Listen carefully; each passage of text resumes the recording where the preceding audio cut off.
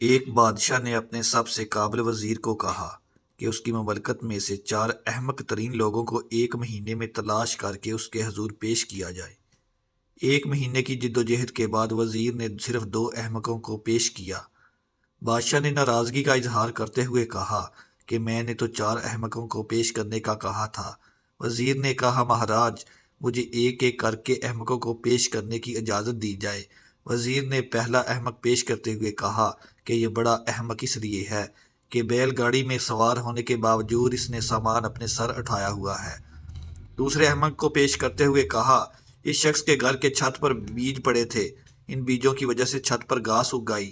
یہ شخص اپنے بیل کو لکڑی کی سیڑھی سے چھت پر لے جانے کی کوشش کر رہا تھا کہ بیل چھت پر چڑھ کر گھاس چر لے۔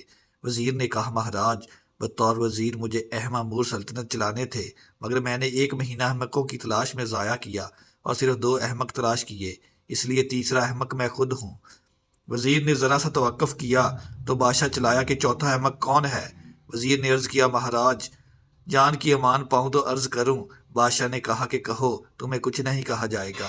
اس نے کہا کہ مہاراج، آپ بادشاہ وقت ہیں اور تمام رائے اور سلطنت کے امور چلانے کے ذمہ دار ہیں، مگر قابل ترین اور اہل افراد کو تلاش کرنے کی بجائے آپ نے احمق ترین لوگوں کو تلاش کرنے میں نہ صرف اپنا وقت برباد کیا بلکہ ایک اہم وزیر کا وقت بھی برباد کیا۔